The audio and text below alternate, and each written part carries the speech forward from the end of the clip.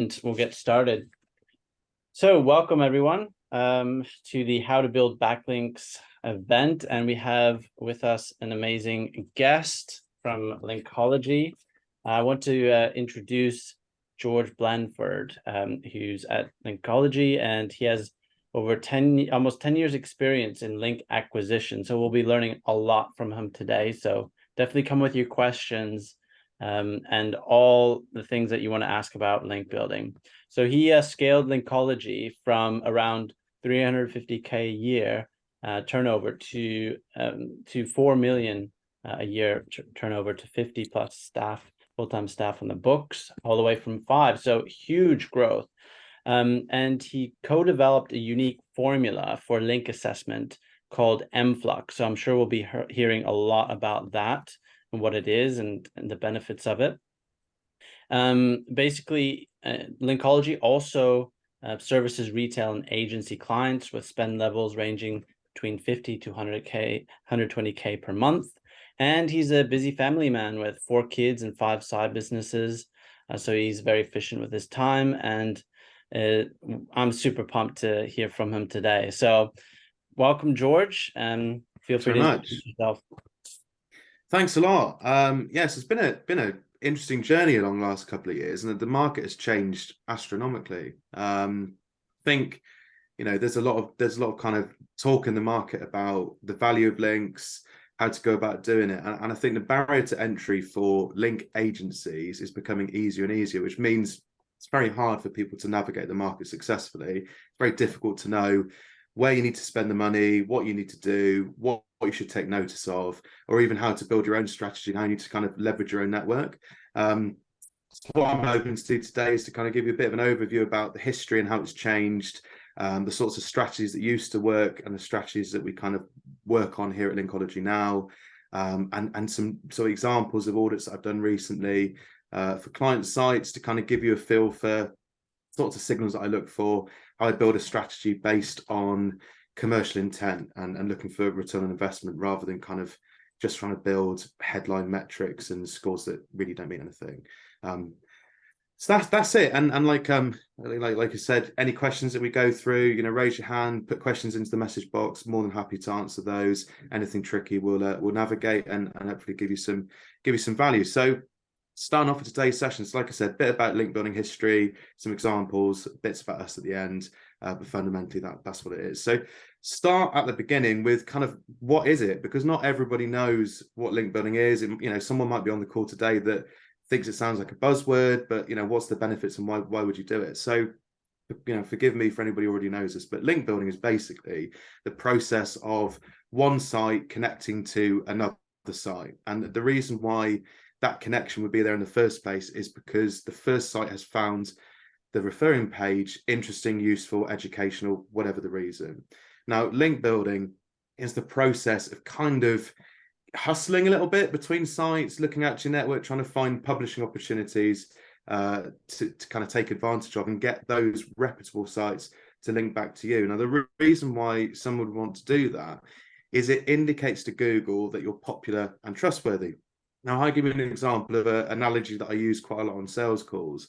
And if you imagine you're sat around a table with a group of friends and you're sat down to have a meal and someone says, I really fancy a steak. And 2 friends pop up and say, go to Jim's Steakhouse around the corner. It's got the best T-bone you're ever going to have. You are more likely to go and eat at that restaurant. And it's the same thing with link building with Google. If Google sees reputable, well-established sites talking about you, it sees that you're mentioned within the context of something relevant. So think about the page itself that your link is potentially coming from, then it's going to make a positive association between yourself, between the referring site and the kind of topic of the content you're featured within. Obviously other things like the anchor text and the signals and all that type of stuff, which we can go into, but fundamentally it's indicating to Google that you're popular. So start with kind of the link building history. So yeah, basically in this header you can see here, it's gotten harder. Link building itself is tricky. From an agency's perspective, bloggers are getting really smart. Some of the bloggers that want to charge for publishing fees, which you may not have come across, they're increasing their prices. The requirements for content is getting harder and harder, especially with the sort of the age of GPT. everybody is hot on human written content, EEAT, which is about expertise, authority, and trust. It's something that Google's really gone hard on with recent updates. So the process of finding relevant opportunities and getting good quality content weaved in and getting that posted on a publishing site has become harder and harder. So that fundamentally is kind of the background to it. And then the last 12 months with Google, the algorithm updates has basically been the most volatile it's ever been. So 3-4 years ago, you might have had one update every year or one every couple of years, and it would have been minor, it would have been fine-tuning some tweaks. But the last 12 months, it has been pretty fierce, and there's been medic update, helpful content update, and link spam update, all of which impact link approach, content quality, and other bits and pieces. Can everyone still hear me okay? Is that someone's mic? That's someone's microphone, isn't it? Okay. So history then of link building. So basically, take it right back to the beginning, the dawn of Google and its first ever algorithm. So full disclosure, I've never seen the algorithm. No one has unless you work at Google. However, there's been huge amounts of testing, well known in the marketplace, that certain aspects of formulas have always been there. And the first thing was links. So the first majority based on link profile, exit search intent, bounce rate, content quality. If you look at sites back in the 90s, the content was utterly horrendous. It wasn't very readable. Nothing was written, a glossy business card on. The first one was hugely important, and your link profile was really important. Now, since then, it's just gotten tougher. People have come into the market, and during the kind of the 90s and early 2000s, there was mass manipulation through something called a PBN. Now, PBN is a private blog network. Now, if you imagine a spider's web, sites all kind of interconnected, linked to each other, that fundamentally is what a PBN is. It's where one owner or a couple of owners will look after maybe hundreds, maybe even thousands of publishers. And what they do is they link to each other in a kind of a connected maze. And that overly inflates certain scores. So when one site has got a lot of authority, it kind of kicks it into the others. Now, for about 5-10 years, people used to refer to it as kind of like the golden age. You were able to build thousands of links for 30-40 quid. And it'd be really, really straightforward. And if you go on places like Fiverr, Upwork, that type of place, which is, rife with this type of thing, there's huge amounts of people still selling that type of service and people still buy it. We get clients coming through the door and we look at their link profile and have to look at doing a big disavow. We have to, tell them to stop doing what they're doing because of the quality of the links that they've got. So PBNs used to be a really clever way of manipulating link profiles. Now, there are still some quite clever SEOs that I'm quite friends with, and they still operate PBNs and do very well. But as an agency, it's so risky these days. We just take a rule that we just avoid it as much as possible. So we have multiple checks as part of our outreach process to make sure that we're weeding out sites that might be a PBN because of the risk associated. Where you might get an initial bump in visibility, the risk is that, if Google cracks on to what you're doing, it could de-index your site. And that basically means you're gone. Your website has disappeared. So it's really, really, really important. We work with clients, like I said, right at the beginning, what Gab said about, £500 a month, even less than that, no minimum order value, but all the way up to people spending £120,000 a month with us, big campaigns, household names, and you can't be going out there and using kind of super black hat techniques to find links like that, use PBNs, because it just doesn't work. 2012 was a massive update with Penguin core update, and it ruined all of this fun. So all of this stuff where people were able to build thousands of links really quickly, it just got smarter, and that was a significant update that really changed the face of link building for agencies, for retail, for everybody. So fast forward, mid 2010s, this is when I got into link building. I come from a publishing marketing background. Back in the day, it was web banners and advertising spots, but it was all about Moz DA, and that's what everybody used to sell link building based on. What's the DA of your site? And that was the most important thing that everyone used to use. And actually, link agencies, looking back, were pretty lazy. They're pretty complacent. People were happy just to kick around, tens of thousands of pounds buying hundreds of DA 40s on the basis that was going to have a massive impact on their search visibility. And I think back then, again, it was easier to rank. So people could just build 100 links to their homepage with a branded link or money anchors, and the site would respond really well. But Google's got much, much smarter. And the updates which I talked about recently, helpful content update, link spam update, and medic update, if you're in that industry, they just hyper focused on, you know, link quality, manipulation, content quality. All of that is more and more important. So as you move forward, whatever you're doing, whether you're using an agency or doing it yourself, you have to basically be acquiring links in a way that you think is still going to have value in 2-3 years time, because things are changing so quickly. So that's kind of the roundup of the market.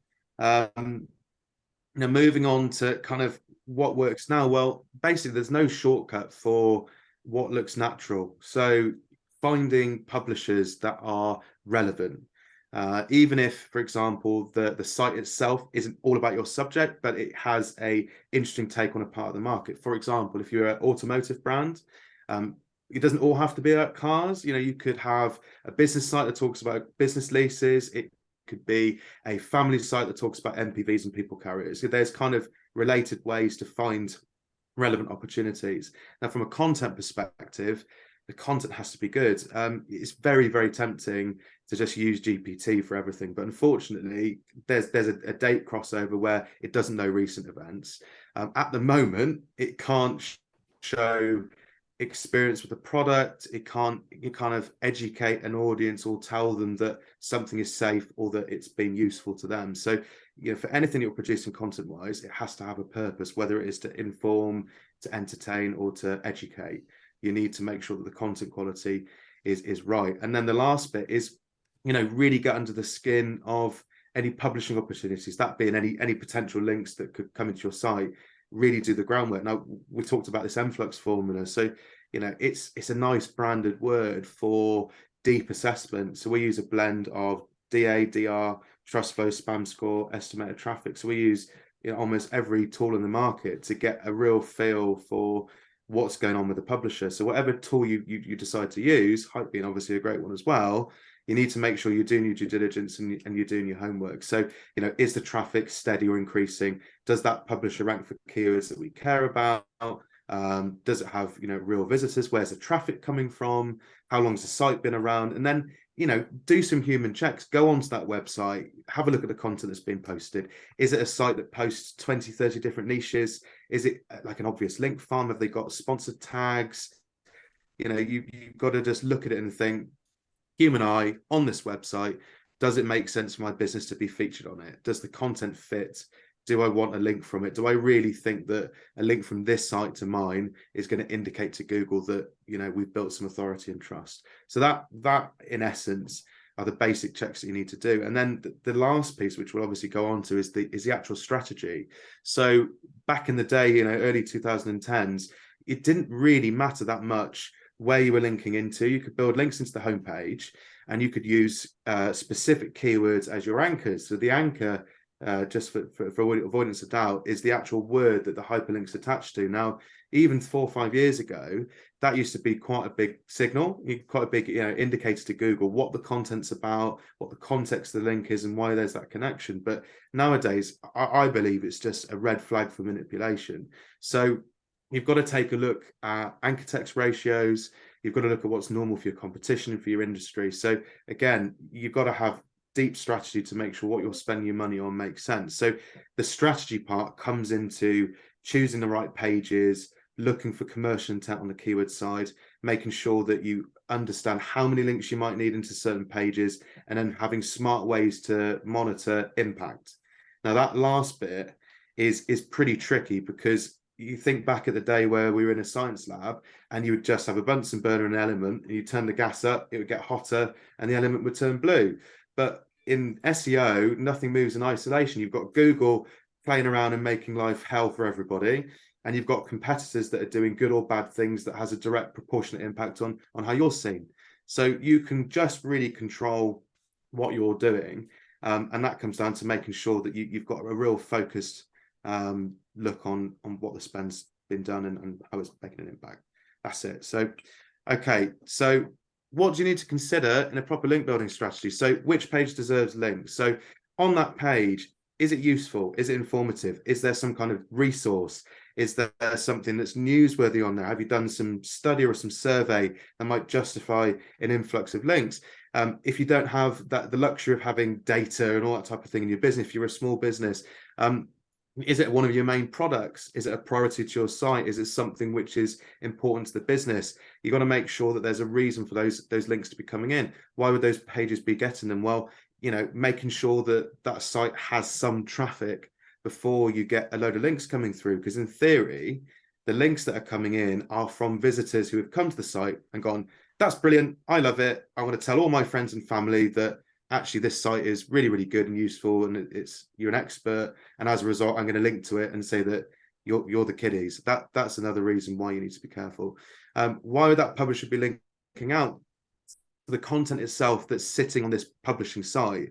Is there a natural reason to be linking out to you as a resource? Are you an expert? Is there a reason for them to linking out for another opinion, for a data point, for appropriate product? Got to think about that connection. Talked about it before, which pages carry keywords with the right commercial intent. So this just comes down to making sure that you're not wasting your money. So building links just into your top of funnel blog post. For example, if you were a shoe shop and it was like, what shoes do I need to climb Mount Sinai in the rain? It's kind of like getting people into that page doesn't have a huge amount of intent unless it's coming from an article on a hill walking magazine that happens to talk about climbing that mountain. So making sure you're targeting pages that carry commercial signals at either a mid or bottom of funnel stage. I'll explain that before we move on. So top of funnel being research, very long tail, like the example I gave you. Mid funnel being, shoes or sandals. Bottom of funnel being buy shoes today. From a link building perspective, I would always suggest targeting mid or bottom of funnel. So pages that carry execution and acquisition terms. So encouraging people to buy something, to engage, to find out more. That's what you need to be sending users to. And actually, if you had somebody legitimately coming to your site and linking to it, chances are they're going to link you to the product that they liked, or link you to the page that offered advice, for example. How competitive are the terms? That's a big one. So, if you've got a modest budget, talking less than £1,000 a month on SEO, there's absolutely no hope in hell that you're going to rank for a keyword difficulty 90 out of 100. Like if you wanted to rank for crypto or Bitcoin and you've got a grand to spend, it's not happening. And if someone came to our door and said that, we wouldn't just go, yeah, it's fine, whatever you want, and take the money. We would say, look, it's not going to happen. You need to look at a top of funnel term, or you need to look at some additional services or different products. You need to find some way to get that link equity into the site through a different channel. What does the link profile look at a domain and a page level? So again, when you're looking at competitors, you need to analyze what you're up against. So look at the top 10 that rank for a keyword, have a look at how much authority the whole website has, but also how much authority the individual page has. Now, if you wanted to rank for purple dinosaur toy, right, silly one, but as an example, when you look for the search results, it's going to be Amazon, it's going to be eBay, there's going to be all sorts of huge retailers in there, Walmart for our American friends, right? But you're also going to find in there purpledinosaurtoys.com, little one based out of New York or based out of Derby, whatever it might be, because Google nearly always wants to include massive websites with huge authority, specialists, and things like aggregates and kind of resource pages, reviews. So you need to look at your market, look at what you're up against, and get a feel for what Google's throwing up for that keyword and why. So look at the landscape. Is it viable? Is that a keyword that's going to make sense? Now, there's one example later on in this audit, the audit I'm going to show you. We're going on. It's an art reseller that's in England, Germany, and America, and they wanted to originally go after things like buy art, and the keyword difficulty is astronomical. Budget was really good, but even so, it's going to take a long time. Whilst if it was like buy surrealism art, or buy modern art, or buy Banksy art, the keyword difficulty is a lot less. And arguably, if you're acquiring customers that are specifically looking for a certain artist or a certain product, that person is going to be much more relevant and more likely to actually spend money with you, which is ultimately what you want. So you need to take a view about where you're spending the money and why. That is really important. How many links you need?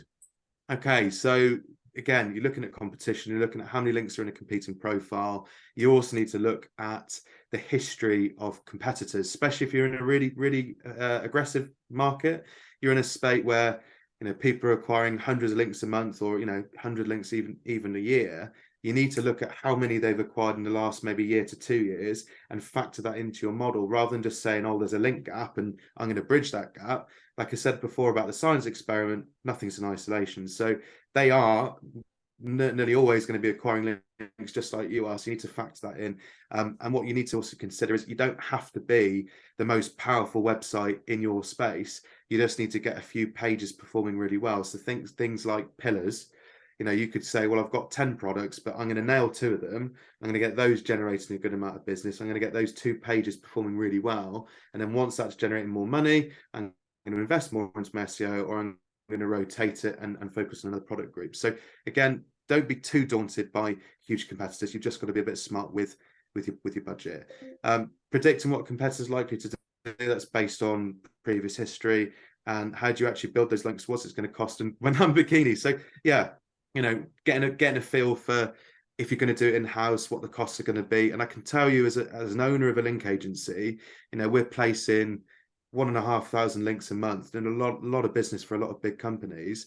And the longer you run campaigns for a client, the harder it gets. So when you start a link building campaign and you think, right, I'm going to do it myself, I'm going to do this, I'm going to save loads of money, what am I going to do? So you go, right, I'm going to look at my competitor link profile, I'm going to see all the links that they have, and you're going to get some quick wins. And some are going to charge you money, some are going to want a really nice piece of content, some of them are going to take months to respond, but you will get some links. And then you think, well, okay, I've got some of the links that my competitors have got, which means I've neutralized some of their link profile, but I'm still not getting ahead. I'm just kind of playing catch up. So then you need to then look at multiple tools to then find link opportunities. You need to look at, you know, related niches, shoulder niches, to find fresh opportunities. You need to network within your customer base, your supplier base. There's all sorts of things you need to do. Or ultimately, you need to engage with an agency that already has a head start. You know, we've been, for example, with us, without being too promotional, we've done it 15 years as an agency. We've got tens of thousands of publishers in our database. We've got really good relationships with a lot of the site owners. They're categorized, they're relevant, they're stress tested. We've seen experience the publishers having a positive effect on other client campaigns. You know, although it's kind of a little bit more painful to spend money and get an agency involved, ultimately it's going to save you time. They're going to give you the right guidance, and you're going to be able to catch up that link gap much quicker. Okay, so that is kind of like the history. It's a bit of an overview for kind of why you need to build a proper strategy, and then we can go through the other bits and pieces. So yeah, how do you sell in the need for link building to budget holders? How do you attribute ROI, and how do you demonstrate impact? It's one of the hardest questions that I face as a link agency, and I guess this is useful for if you're you know, not necessarily you're a budget holder. You know, if you're a business owner, you just make that decision yourself. I can afford this, let's go. If you are an SEO in a brand, you've got to pitch that into people who hold the budget, who might not understand SEO. It's very complicated. And if you are an agency, you understand the pains of trying to get customers to commit to what can be quite a sizable amount of budget to make an impact. So it's kind of going back to what I said already about strategy, finding keywords that have got commercial intent. Have a look at things like the cost per click, you know, the PPC equivalent. And if you wanted to rank for compare health insurance, it's likely to cost this much money based on your link gap and what your competition are up to. What would be the cost to bid on those terms? How many times would I have to bid on it to get some acquisition come through and get some business? So you need to get a feel for what other alternative options might be.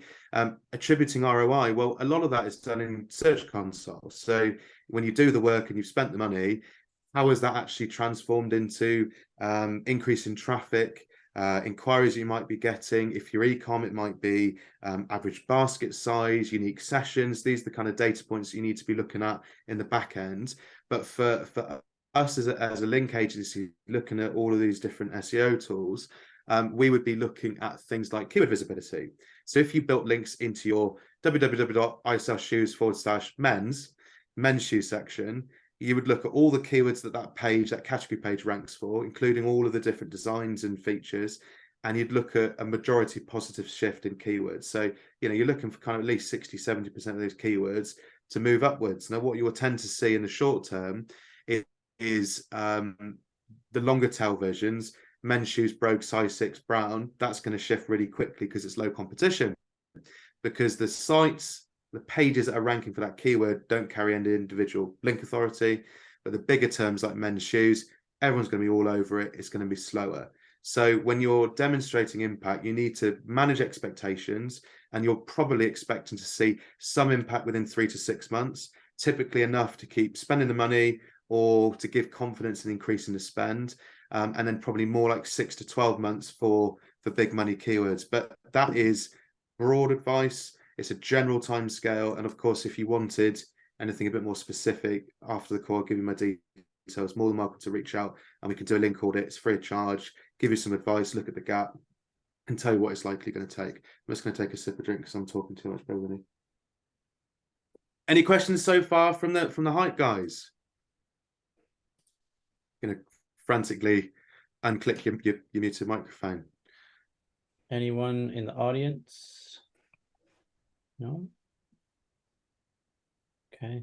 No, all good. We'll go through some of the questions at the end more. Yeah, the Q&As. Okay. Right. So audit example strategies. So I've got a few different examples here. So some of them are in UK, and one of them's in UK, US, and Germany. But in reality, it's all much for muchness. You know, the only thing that you need to consider is obviously the keywords, and you know, getting hot on your German if you're doing a German audit. I've got a very big client, and we do link building in German, France, Spain, Latin America, Turkish. I don't speak any of those languages. I never showed interest at school, to my detriment, so it takes me much longer to audit. But ultimately, you can change the keywords. The thing that's similar is the pages, and what you start to look at is the page structure on the site. So when you start to see keywords ranking, it'll obviously show you the page that's carrying those keywords. And from that, you can start to see patterns. You get a feel for which page is a priority. Normally, the shorter the URL, the more powerful those pages are likely to be. Homepage, if you're doing local SEO, for example. Here goes, someone's very late to the party joining. Here we go. So yeah, that's typically what you'd look at. So first one, party houses. These guys, it's a website that does lead gen for travel. They have a lot of keywords ranging from party house to stag houses, group accommodation, large party accommodation, those types of things. So, you know, they've got plenty going on there. So this one, it doesn't have a drastic amount of budget. So they don't have thousands to spend. So with these guys, we had to kind of be a bit focused on where we're spending the money and why, and be really hot on, like I said, the keywords that are commercial. They can't afford to build links into 5, 10, 15, 20 different pages. They've got to focus on a few, get them working, prove the concept, to move on. So you can see here, are all these bars in the way of the screen, by the way? These ones here? No, okay. So backlink profile, so DRUR, modest authority, 400 odd referring domains, not a great amount of link profile, ranks for 13,000 keywords. That's pretty good. So it's got a good keyword range, which means the content on the site is pretty strong. Referring domains, just to kind of cover that off, a referring domain is a unique link. So when you see, you know, if you ever look in your tools and it says 35,000 backlinks, don't think, well, I'm never going to do that, or I'm never going to have the budget to acquire that. A referring domain is a unique link. The other thing you also need to do is you need to try to dilute how many of those links are actually likely to be passing authority. So do follow versus no follow, and how powerful those links are. So anything less than a certain threshold, I would discount. And you know, no follow unless it's kind of PR or very high profile, I wouldn't bother with. Okay, so next screen. So these guys here, so you can see, you know, over the last couple of years, their traffic has increased in line with their referring domains. There's obviously dips and pieces, goes up and down, but fundamentally, they're picking up more and more traffic in line with their referring domains. They're building authority, and their referring domain is increasing. So that's the first thing. Really easy screenshot. Quite a slow start, but that's where they're going. So they're growing nicely month on month. And these guys are spending somewhere between, I don't know, £800 and £1,500 a month, which to some might sound like a lot of money, but you know, for a significant increase in traffic is pretty good going. You know, you think in 2 years they've gone from 45,000 to, where is it, about 45 to 55,000, extra 10,000. You can see that the keywords that they're carrying are commercial. They're starting to get visibility for good keywords with the right intents. That's also really good. This is the one here. So you can see over these years, there's gradual improvement, amount of keywords. So positions 1 to 3, 4 to 10, those are growing nicely. Nice big spike here from the recent updates. This is the other thing that you've got to bear in mind is that although you will see incremental growth in some of your headline metrics and your keyword visibility, sometimes you don't get big shifts until an update comes. And there was one recently a couple of months ago, and that shot up quite a few of the sites that we work on. So that's something else that you need to consider. So yeah, old school strategy for a small budget. So the lazy thing that people used to do, I was one of them, right? Back in the day, 5, 6, 7 years ago, oh yeah, just build some branded links into your homepage and the rest will kind of fall into place. But actually it doesn't work like that sometimes. And also you've got to look at things like the keyword difficulty. So these terms here, party house rental, all of these here, keyword difficulty is quite high. You can build links into the homepage, but it's going to be fairly slow going. It's better to try and weed out opportunities that carry lower keyword difficulties. Things like here, look, hen party houses, 19, barn hire, 0. Like these have very low competition, but people are specifically looking for kind of longer tail terms. So that is where a limited budget would probably go. So here, better to try and target search traffic with stronger intent, product with X location, X type of service, more qualified traffic, and it'll bring a better ROI. So here I've selected party houses, party house swimming pools, hot tubs. So people that are specifically looking for this type of thing. Now, the property pool is not the keyword that is just going to carry. So what you would then do is you put this URL into the tool and it will show you all the keywords that page actually carries. So here you've now got hot tubs near me, cottages with hot tubs, private pool near me, apartments with hot tubs, all of these different keyword variations. You can see here the difficulty scores are really quite low. So this is quite economical in terms of your budget. So if you build links into this page here, we would then track and expect the majority of the keywords attached to that page to move. So for us, spending money here is likely to show a better ROI than just slinging links into your homepage and hoping that everything's going to grow. So that's one example. Example of page with high keyword intent and tougher KD. You can see they rank for these already, which means Google likes the content but may need a bit of a shove. So this is where there's kind of like an exclusion to the rule. If you can see that you have some visibility for a high keyword term, you can see that Google attaches quite a high amount of relevancy for you. So this page is doing reasonably well.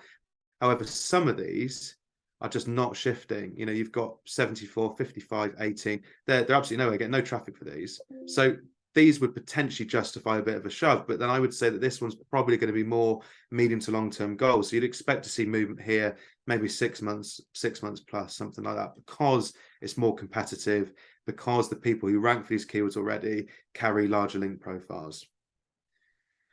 Alternative focus, look for specific use pages. Lots of keywords here are relevant, however, arguable that this page does carry commercial intent. All keyword difficulty is low, so short-term wins are possible. So again, you can also take a view that you want to try and acquire customers looking for a specific type of service, so an event or something like that. Now, it kind of 50-50 on this. And I'm kind of showing you my working through this. I didn't say this is definitely the one to do, but showing you we're working. So this one carries keywords that we spotted at the beginning. So hen party houses, hen party house, hen do houses. You know that you're probably going to get good budget for that because it's attached to a wedding market, right? People have got money to spend. However, there's going to be some wastage here. So there's no way that you want to try and rank your property for hen do, right? Girls want to go and see a show and have all sorts of fun, but they're not necessarily going to want to book a house specifically for that event. They might just want to go somewhere fun. So there's a little bit of kind of cannibalization. There's a bit of wasted budget potentially here. So that's one way you take a view. If you had a larger budget, then you would probably argue that it's worth spending maybe 10 to 20% of your budget on this to try and pick up some traffic here. But arguably that's down to the customer to work out where the focus needs to be based on spend available. So with a modest budget, around £500 to £1,500 a month. By the way, that doesn't have to be forever. It doesn't have to be every month. It can be for a short period of time. Rather than gradually increasing overall homepage authority, like we said, it's always better to target pages with decent buyer intent, even if the search volume is less. Once those keywords are shifted and traffic increases, you can then reinvest that money back into your marketing and chase bigger, more competitive terms. Easiest way to demonstrate impact is at a page level, looking to see keywords moving positions on a quarterly basis. So like we talked about at the beginning of the call, finding keywords that carry good commercial intent, modest keyword difficulty, but a useful amount of search volume, doing the work there, spending the money, monitoring the impact, proving the concept, looking in search console, seeing an increase in your traffic, and then rotating to the next one. Maybe it'll be stag do properties and kind of working through bit by bit through the site. Okay, so next up, so this is a flower delivery site. So ecom, quite a competitive space. In the UK, you've got quite big florists, people like Interflora, all sorts. My nan used to own a florist, and even back then it was competitive. So you will have local florists, you'll have really big brands, and then you've got a bit of a wave now, last few years of ecom, where they're just doing flowers by delivery. So these guys have got a larger budget to spend, reasonable authority, okay link profile, but you need to see how many of these referring domains are likely contributing. I think I went through this. So this is just a basic filter that we put on with some of these tools. So for example, do follow. So how many of the links in that profile? Go back to this one, remember at the top, look at the number, 910 links, right? 910, they've got 22,000 links, which sounds scary. Only 900 of them are unique. And you go through here, how many of them actually likely to be passing authority? So do follow, DR10 to 100, for example. You can use any other metric, but as a loose filter, only 156 of them are likely to be passing authority. So they don't actually have a drastic amount of authority as it is, which means that you've got potential to make quite a big impact with a modest spend. Also, those 150 odd links, they're not necessarily all on one page, are they? They're spread across lots of different product pages, homepage, blog posts, which means that there will be opportunities at a page level where you can strengthen individual pages and make an impact. So majority of traffic coming from this site at the moment, as you can see at the top, is branded, top keyword, blossoming gifts. Now, you'll probably find with a lot of small businesses, that's really normal. You know, you rank for your own brand name or your website URL. What it basically is it's just a business card. You know, it looks nice. It's a landing page for customers to come on to, but what you're not doing is actually acquiring any new or fresh traffic. And that's the problem. So what you need to do is try and find new customers, which is where you'd spend the money. And, you know, this is where you start looking through these. Now, some of these guys have got bits of traffic on kind of specific products, but you'll see on the next screen, the reason they've got these is that their keyword difficulty for these keywords are very, very low. And there are risks attached to that. So here, they rank for very low competition terms due to not carrying much authority. One risk here is someone with budget could snatch these from them and be left with nothing. Very, very real. Now, for agencies out there, or for people who are struggling to sell in the benefits of link building, don't just talk about growth, because people like growth, but at the same time, in a financial market that we're in today, people think, well, you know what, I'll just tick over, I'll consolidate, I'll just spend the money that I need to spend. Everyone's in the same situation. However, there is a big fear that actually things can slip. And in a space where people are reducing marketing spend, anything that you're doing potentially is twice as effective. If half your competition stands still and do nothing, what you're spending is twice as impactful. And what I said just now is that the keywords that they're ranking for is that black roses one, rainbow roses, you know, no one's really ranking for these. The keyword difficulty is so low, but they rank #1 for it and get some traffic, which is fine. But if you know, Interflora just literally created a brand new page and went, here we go, we're now selling black roses, that'll be gone. They'd have lost that. So actually there's an argument potentially that you either need to strengthen these pages and improve the amount of authority that you've got there to kind of sustain yourself, or you need to get more horses in the race. So you need to get multiple pages ranking, not just relying on your brand name and not just relying on the easy stuff. So originally they wanted to chase these amazing keywords, but look at the traffic and the keyword difficulty. So flowers delivered. They're like, you know what? If I managed to get 179,000 people coming to my site, I'd have 5 houses, my wife would look different, and I'd have 75 cars and all that kind of thing. But the reality is that keyword is incredibly difficult. And you also see the cost per click is pretty high for this industry. It's quite high, which means that you're either going to be spending a huge amount of money on it, or it's not going to happen. And the problem is if you say, right, I'm just going to do this keyword and I'm going to go for the big money terms, you could get 80% of the way there and spend a huge amount of money and it still not move. So you've got to be really careful. So the first thing for us is always to look at low-hanging fruit or kind of intermediate level competition terms, get those performing well, get a few more product terms working, get some extra keywords in the mix, generate some more stable business. And then when you've got kind of 3-4 times the spend, you know, give it a go after the big ones, see how you get on, but you need to start off with easier terms. So this is one in more detail. So flower delivery, keyword 84 out of 100, 99,000 people in the UK, 302 in the United States. Well, if they're selling in the UK, they're not posting roses to the States, are they? They'll be dead before they get overseas. So you focus on the UK traffic. But here's one of those keywords, greater focus, high search volume, KD of 84 is going to require very large sustained spend, not something you're going to get them to jump into overnight. And if you're an agency on this call, you know, pitching for these big terms, you're just going to end up putting them on a road to disappointment. So you need to push back. You need to manage your expectations, because ultimately you're giving them the right advice.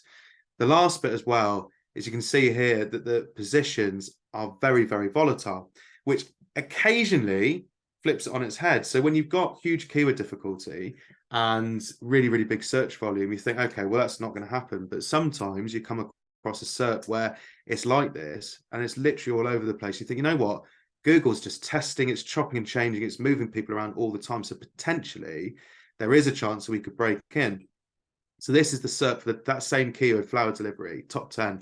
People we talked about, so Marks and Spencer's, that's a big retailer if you're American. Interflora, Bloom and Wild, that's like a posted retail one. Massive budgets, I think it's venture capital funded. Prestige Flowers, similar kind of thing. So you can see at DR, you know, reasonable authority all the way down. UR, that's page authority. So individual pages, quite a lot of them are homepage, you'd expect them to carry authority, pretty big. Domains, this is how many links just these individual pages carry. So again, it's big spend. You know, if you're looking at link costs of 100 to 400 quid a link, you know, for good links, not being overcharged, just paying what they cost. You do the multiples here, that's a big one. If you've got budget, great, go after it. If not, probably worth focusing on something else. So a more realistic target is category page level. And I love these, and I'll explain why I love category pages. So if category page here, for example, now this is not the one that I actually recommended them to go to, but here's an example that you could use for yourself. If you've got categories like this, whether it's your ecom, whatever it might be, if you build links into these category pages, your internal linking on your site will naturally share this link equity out across lower level pages. So you could build links into this Mother's Day page, which ranks for some nice keywords there. And then that link equity will then recycle through your website. So imagine it, your website like a waterfall, and the water comes in at the top. That might be going into your category page. So you specifically target Mother's Day, you know, blossoming.com/Mother's Day as the link itself. That link equity comes in, it drops down the waterfall, and on the way down, it gets all the other rocks on the way down wet. And then it gets down to the bottom, it gets sucked up by a rain cloud, and it happens again. It's the same kind of thing with internal linking. Comes into the category page, gets shared out across product pages. Somewhere along the lines, there'll be a link back to the home page, and away we go. So even though you're targeting a category page, you do get some value across the whole website, but the majority of it will be landing on the page you're targeting first. So here, and then the very, very directly related, so parent and child pages here, they'll pick up most of the benefit. Now, for this one specifically in this client, Mother's Day, as you know, is seasonal, right? It's once a year. So although florists make a hell of a lot of money at that time, it's not evergreen. So it's not something that's always going to bring business. So that for me wouldn't be where I would start, but it's getting the right kind of structure for where they need to spend the money. Now, this is the one that we actually started building links to. So blossoming gifts /occasions. Now, occasions opens out into wedding anniversaries, birthdays, funerals, happens, and anything else in between. So there's potential for huge amounts of attributed products. You've got different user cases, you've got huge amounts of traffic, and look at the keyword difficulty. It's all really, really low, but the amount of keywords that rank on this page and these child pages is really, really big. So that for me is where I'd be spending the money, because it offers good link economy. You're targeting a page which, if it improves, it will be beneficial to be more powerful throughout the whole year. There's always going to be an occasion. There's always going to be someone's birthday. Every day there's potentially traffic coming from that category page. So for me, that's a big priority. Similar conclusion, big money terms are possible. Budget needs to be sustained for longer and a much higher level to compete. Hang on, I'm just going over that. Can't see this. Yeah, you know what I'm saying. Focus on pages that have got right commercial intent, ones that have got lower keyword difficulty, but ones that are going to work long term. That's where you spend the money. So the next one up is a more competitive term. So here you've got, is this bar right in front of everybody? There we go. Move that up here. Okay. RiseArt. So RiseArt are venture capital funded, big business. They've done rounds of funding. Now, I know this is not going to apply to everybody here, but it just gives you kind of an insight into what these guys are doing. And to be honest with you, the strategy is very, very similar at a bigger scale. So they have a lot of authority already. Homepage is powerful. They've got, a large amount of referring domains already, rank for loads of keywords, loads of traffic, flying, right? So quite a big business. But they're international, they want to grow into the States and Germany. He said to me that basket values can be really high. Someone coming on and trying to buy art, they might chuck in 3, 4, 5 paintings and spend 30, 40 grand like it's nothing. Not many of us are able to do that, but these people exist. So for them, even going after keywords with lower search volume is worth having, and that's something worth discussing. You need to look at the average price point of these products. So if you're chasing down a keyword and it's a mobile phone case and it's a tenner and you're going to make 50p margin on it, don't go and spend thousands of pounds trying to get it working. Try and make it work with content, a little bit of authority at a category page and see what happens. But if you've got products that are really high service based, people selling businesses, consultants that charge a fortune, yacht brokers, we had one of those recently, they make £250,000 commission. If you want to change your career, that's one to go into. So that if you look at kind of what the price point are for people acquiring that business and think, actually, even if I got 5 or 10 new customers in the door, what would it do for me? So for this guy, even lower search volumes are worth having. So one of the things that you look for is new and lost referring domains. So how many links are being acquired? How many links are being lost? So this kind of gives you a feel for what they've been doing. So before they came to us, they'd be doing a digital PR strategy through an agency. Now, the benefit of digital PR is that you will get good visibility, you potentially get some traffic coming into the door, but it doesn't give you much in the way of SEO. Now, there's huge amounts of tests that have happened and arguments that go on all the time about links versus PR. And there's a benefit in having a recent link from The Guardian, but as it gets older and older, there's a drop off in terms of the value because it's less recent. You're not as newsworthy because you're not current. The other thing about PR is that very often they're no follow. Now, if, for example, The Guardian only ever links out with a no follow link, you would argue that it's worth having, but arguably there's not a huge amount of long-term value there from an SEO perspective. The other final thing is that you can't guarantee which page they target, the anchor text they use, or any kind of commercial intent. Normally it's homepage, if you're lucky, blog post. So you can't direct most of the value into the pages that matter. And a senior journalist could just come along and rip it out. I'll give you an example. I had a story, an old client, and it was Fiat, and we spent 8 months trying to get a link on HuffPost.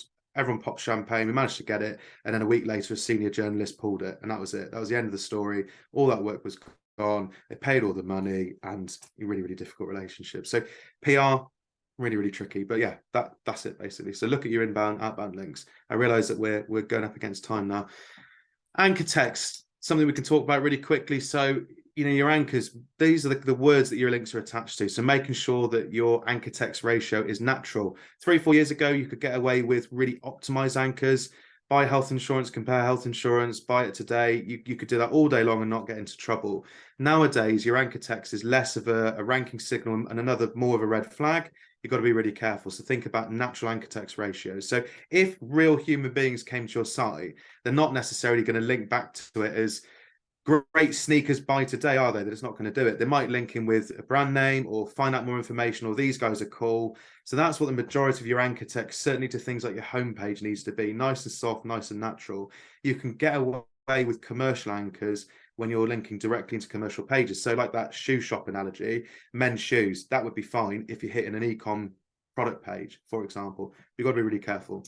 So with a bigger strategy, what I would do is I would look at all of their competitors. I would analyze their link profiles, referring domains, where those links sit. So in terms of whatever scoring system you use, how many are sat in a lower, middle, upper, higher premium tier. So you can work out where most of that link equity is coming from.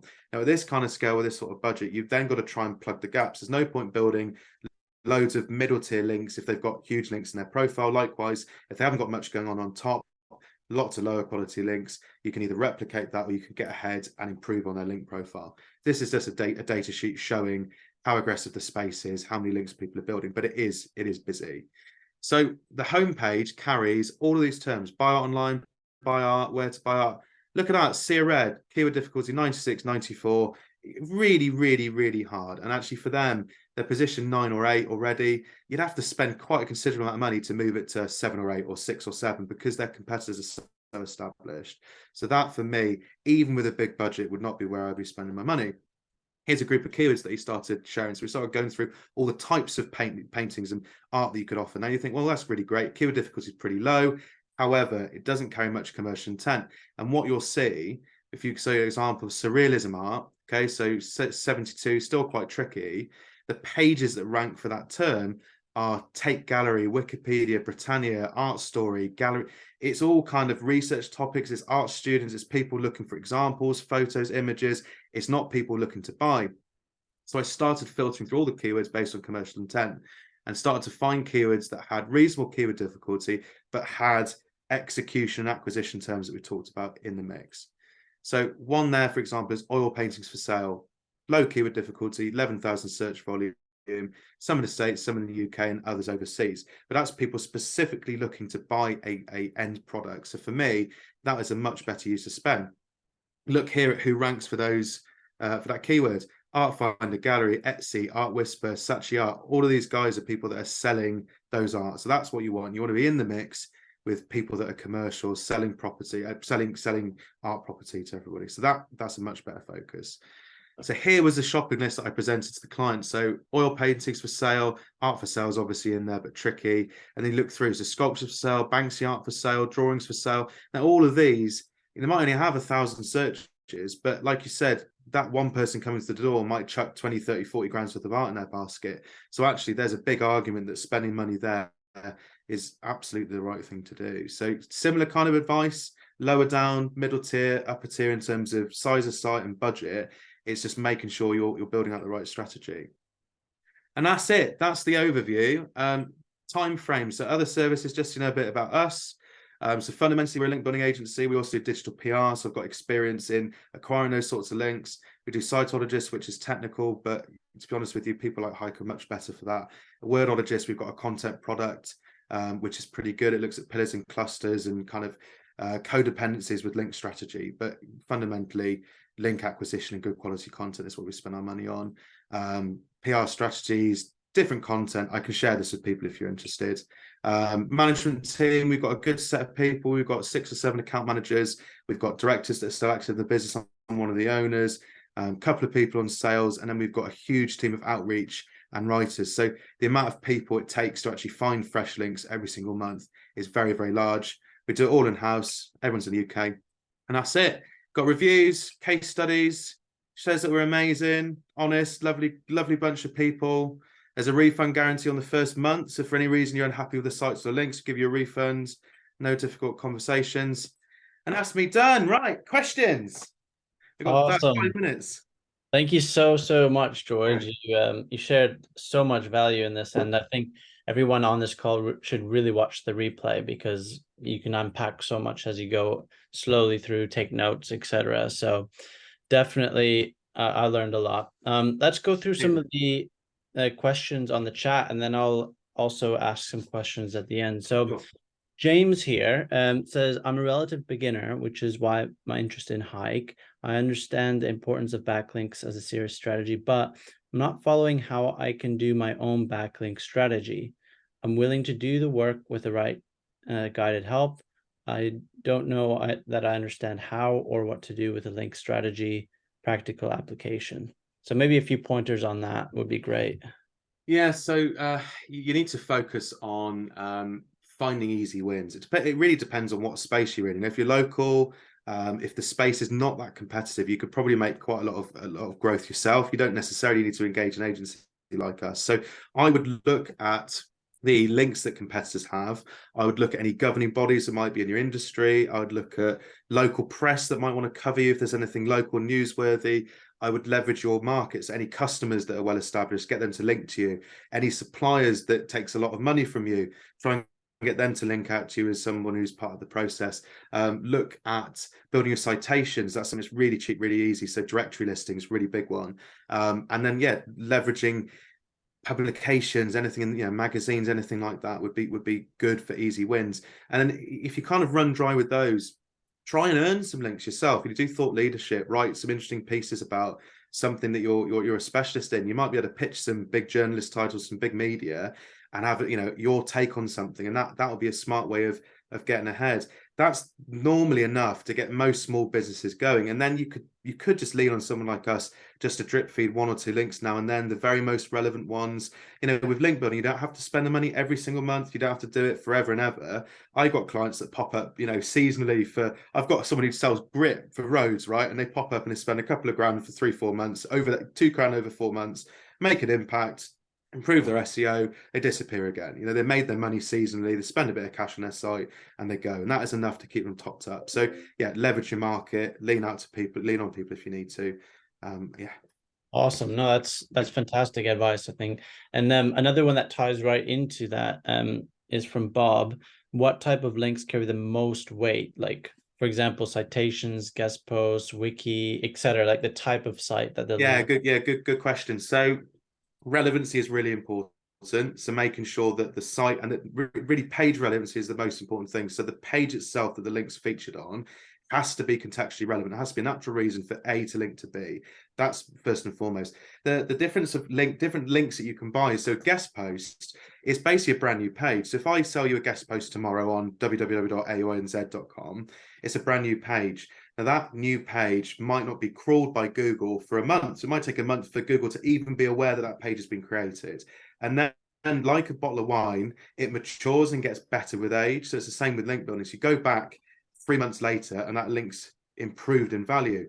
Now, some short-term wins that you can do instead is something called link insertions. People call it different names, but what it basically is finding a page, might be a list article or something that includes something about your subject. A page might have been around 3 years and you get them to weave a link into your site into that page that's aged. That can have quite a big impact. However, take it with a pinch of salt. You've got to be really careful not to overkill it. So if you're only going around opening up old pages and stuffing a link in and saving it, it looks really dodgy to Google. So for us, a well-rounded campaign would be a few link insertions, a few guest posts, some up-and-coming sites, maybe a little bit on digital PR that kind of scatters some gold dust at the top. You kind of want to really do a mix of everything. That's the best answer. No, that's really good answer. Thank you. So another question from Bernie is more, I guess, aimed at us here, but the Hike SEO dashboard already has a backlink section, backlink actions. Does this use Linkology? At the moment, no, it doesn't. It's using some other, but definitely like check out Linkology and speak with George about that, because there's a lot of value and advice that he can give as well.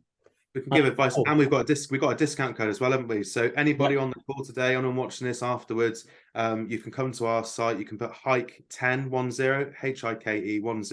You'll get 10% off our Mflux product, which is the one that uses all the metrics, all the tools. But I mean, the reality is, someone wants to pop up and drop me an email, george@uklinkology.co.uk.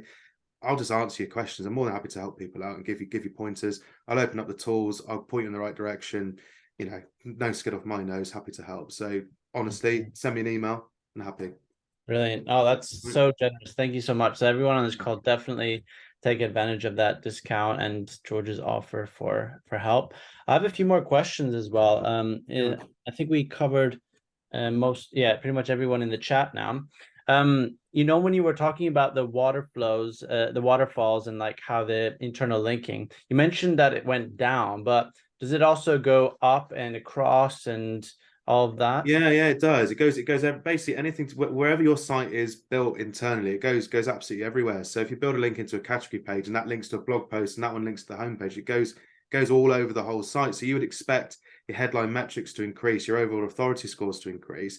And quite often when we do an audit and we've run a campaign for 3 months, because what we do is we do these audits, run a campaign, and then we rescore the data and look at impact. And quite often there'll be like random keywords on other pages that have shifted significantly as a direct result of that internal linking. So it's not like a train station where you kind of come into the station, it stops dead at the end of the tracks and that's it. It kind of just goes all over the place. But the majority of the benefit is felt at the page level that you're directing the link equity to, and that's what you would want.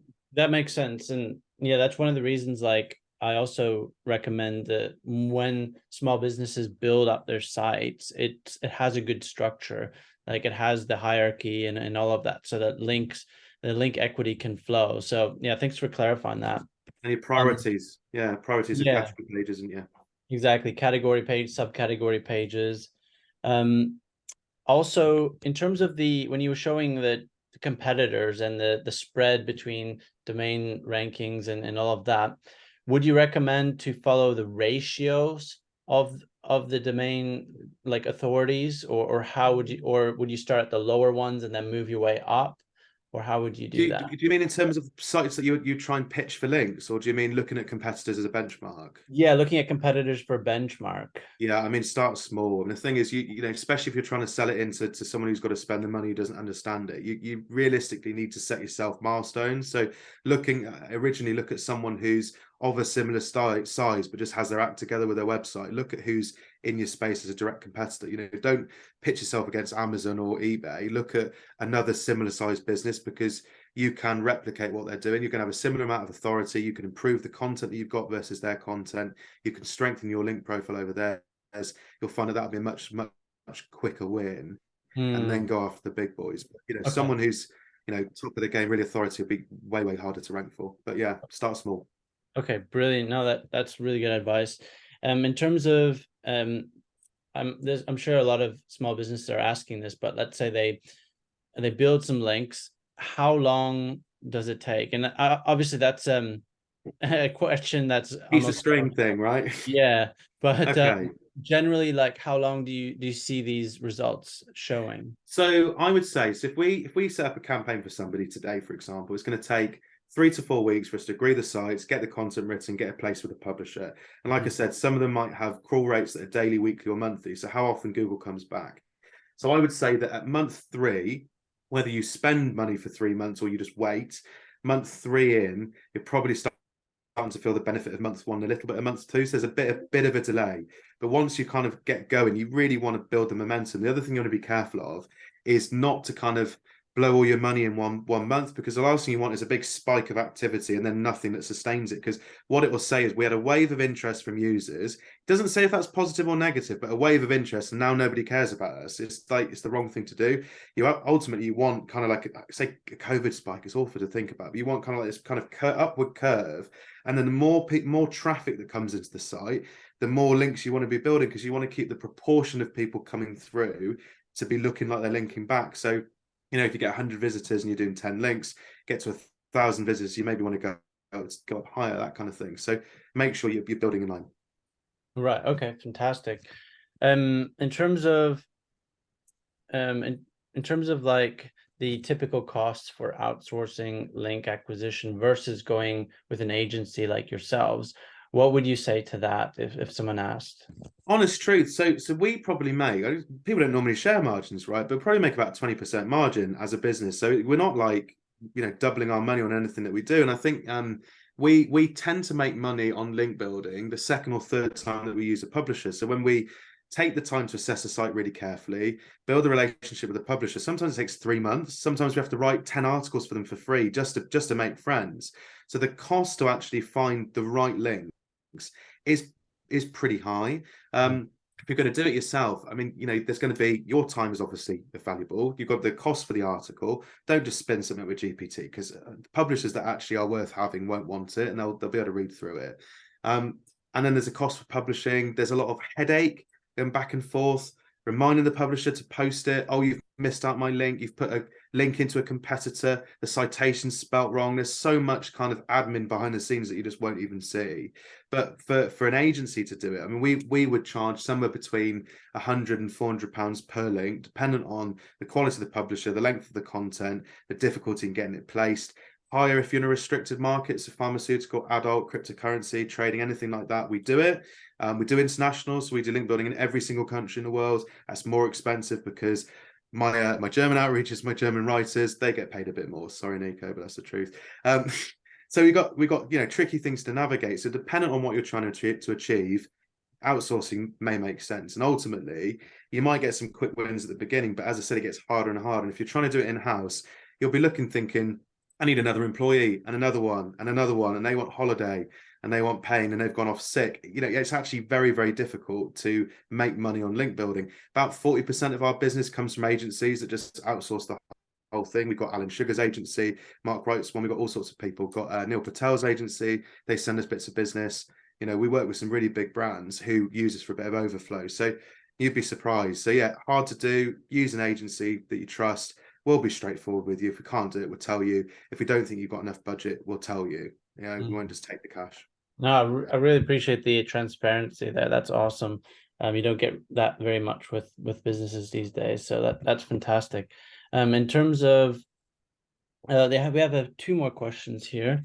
So from Bob, how many pages posts should I have before tackling link building? Same question for keywords. Page, do you mean pages on your website? Yeah, that's On a right. website. That's a really difficult question. I think you need to make sure you've got enough content that serves a purpose. I don't think putting out loads and loads of blog posts for the sake of it is worth doing. And I think that also comes down to how many keywords in your space you really want to focus on. So it's really, you've got to start with your keyword research. Try and be economical with pages, for example, rather than trying to necessarily build up hundreds of pages for different variations. Look to see if one page could carry 50 to 100 keywords and produce something of value. For example, you could have like a 2,000 word buyer's guide if it was health insurance. I used to be a health insurance broker, by the way. That's why I always go back to it. Sorry. But if it was health insurance, you might have a bit that talks about pre-existing conditions, a bit that talks about family health insurance, corporate health insurance. The buyer's guide itself could talk about how to make a claim, how to assess a hospital, the kind of nuts and bolts of a policy, which would be your pillar page. And then you'd have offshoot clusters that might talk about how to get health insurance when you've got diabetes, or do I need health insurance when going to Japan? You can have articles that kind of relate back and forth to it. So I would say don't overdo the content, but start with a good keyword strategy and the rest will fall into place. That makes sense. Yeah, making sure that each page has a specific purpose, making sure the structure is correct, and then and then it multiplies that effort and that investment when you do get backlinks. Okay, Bernie says it seems like to me that backlink strategy is like trees. When's the best time to plant a tree? Well, answers 10 years ago. Would you agree? Huh. Yeah, so if you've got a season coming up and you only sell swim shorts in the summer, you don't want to be starting it in the summer. You actually want to be starting it, beginning of the year, really, because you want that time it takes to build the momentum, to build up the authority. It does take some time, which sometimes makes it hard for agencies to place. Like if you go to market, that florist we talked about, if I try and do links about Mother's Day now and it's 9 months away, it's harder to place, but you can do it. There's ways to do it. But I think realistically, you just want to get started as soon as possible. Anything that's seasonal, give yourself plenty of runway. Evergreen products are the best thing to be doing. But again, if you're generally thinking about it, I'm more than happy to run an audit, look at competition, look at what the landscape looks like, give you an estimation about what it's probably going to cost, and then you can make a decision whether acquiring 15, 20, 30% extra traffic for those keywords will bring the right ROI you need to make that investment. So yeah, start as soon as you can. Yeah, absolutely. Fantastic. I think we have time for just one more question. So does anybody have any questions? Just put in the chat there. You've got a few, and you can always ask them. I've probably covered off a few of them. A few of the questions. Yeah, you covered literally. I went through the questions I was going to ask. You covered literally most of them. So I talked forever, didn't I? That's what that was really good stuff. You were really thorough about it. So that's fantastic. I think we're running over anyway. So if nobody else in the chat has questions, I just want to sincerely thank you for your time, George, and all the value that you brought to us here, the discount and everything. So we really appreciate it. And it was such an honor to have you as a guest here at Hike. Please, thank you. Webinar. So yeah, guys, definitely rewatch this, check it out, contact George, use the Hike 10 coupon, and if you have any questions afterwards, also feel free to message. I'm over. Yeah, and any thanks to everybody. Thanks to everybody for joining the call and giving us your time as well. Really good. Brilliant. All right, thanks everyone, and have a lovely evening. Take care.